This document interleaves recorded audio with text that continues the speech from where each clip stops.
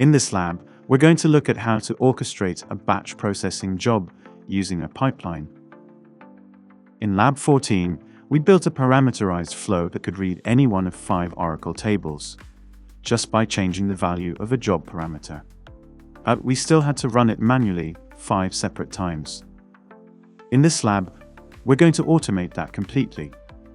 We'll build a pipeline that runs our batch processing job 5 times, once for each table, automatically in series, without any manual intervention. Before we dive in, let's just be clear about the difference between 3 assets you'll see in your project. First, there's the batch processing flow. That's the design time canvas asset, the thing you build and edit. That's what we created in Lab 14. Second, there's the DataStage job. This is the compiled, runnable version of the flow. It's created automatically the first time you run a flow. It's named the same as the flow, but with .DataStage job at the end. And third, there's the pipeline. This is an orchestration asset. It doesn't process data itself. It simply calls one or more DataStage jobs in a defined order, passing different parameter values to each run. This distinction is important. When we build a pipeline, we'll be selecting the DataStage job, not the flow. Let's build it. Before we start, there's one important prerequisite. The pipeline will reference our DataStage job, but that job only exists if the flow has been run at least once. So, if you haven't already, go back to Parameter Lab 14, run it once, and then come back here. Once you've done that, let's create the pipeline. In your DataStage Mortgages project, click New Asset. Then click the Design, Run, and Monitor Pipelines tile. Give the pipeline the name Orchestration Lab 15 and click Create. The pipeline canvas opens. On the left, you'll see a node palette. On the right, an empty canvas, ready for us to build our orchestration pipeline. Now, let's add our first node. From the Run section of the node palette, drag a Run DataStage job node onto the canvas. Double-click the node to open its Properties panel on the right. Click Select Job. The Job Selector window opens. Navigate to Projects, then Mortgages, then Job. Look for the entry called Parameter Lab 14.DataStage job. This is important. The drop-down lists jobs, not flows. Make sure you select the one ending in .DataStage job. If you don't see it, the job hasn't been created yet.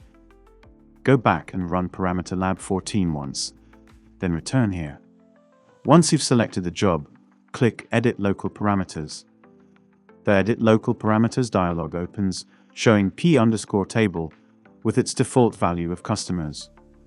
Now here's a step that catches people out. Before you can type a custom value, you need to unlink the parameter from the job's default configuration. Click the chain icon at the right end of the P_table row.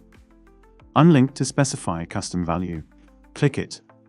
The value field is now editable. For this first node, leave the value as customers and click Save. Now let's rename the node.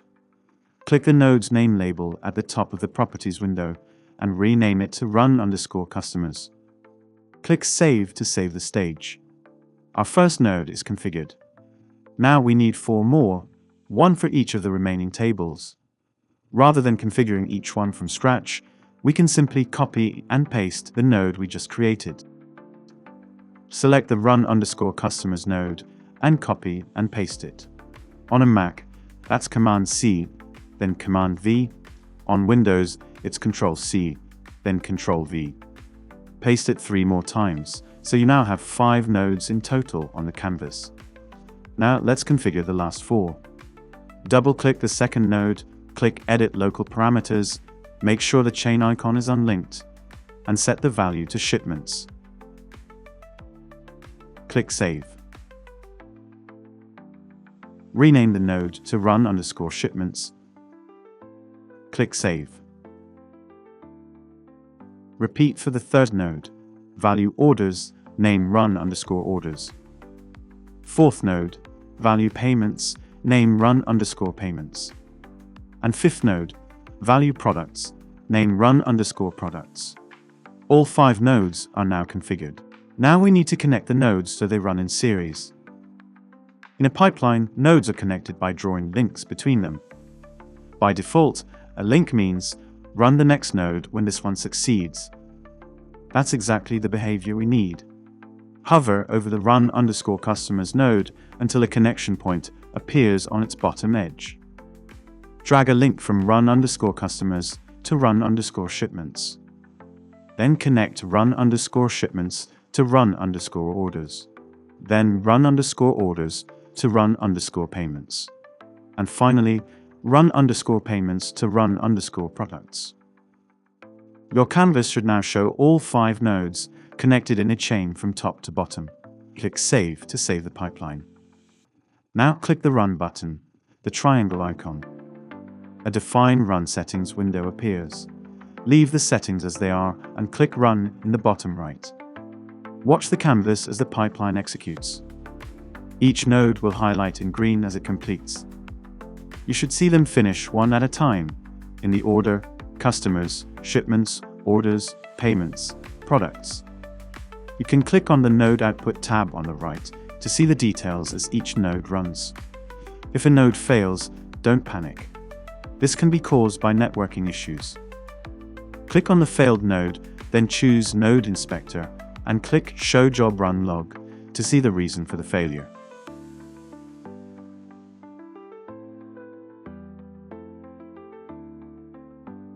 After you've resolved the issue, or if it is maybe just a network issue, you can retry by clicking Run Again in the top left.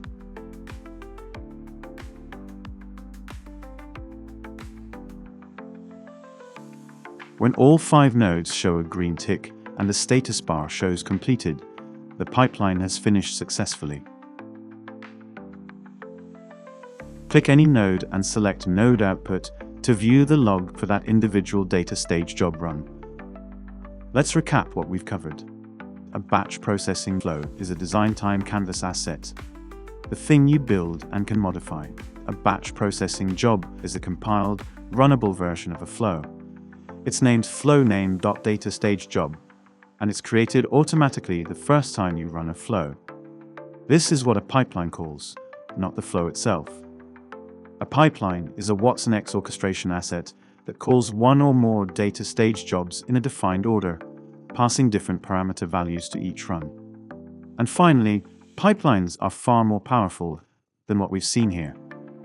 They support conditional branching, loops, running notebooks, running bash scripts, and even running multiple jobs in parallel rather than in series. What we've built today is just the beginning. Thanks for watching.